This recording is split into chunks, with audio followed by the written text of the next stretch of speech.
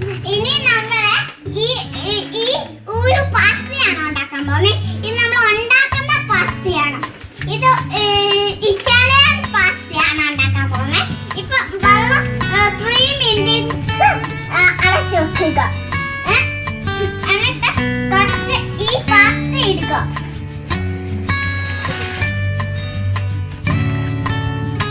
ഇട്ട് കൊടുത്തല്ലോ. ഇനി മസാല ഇട്ട് കൊടുക്കുക.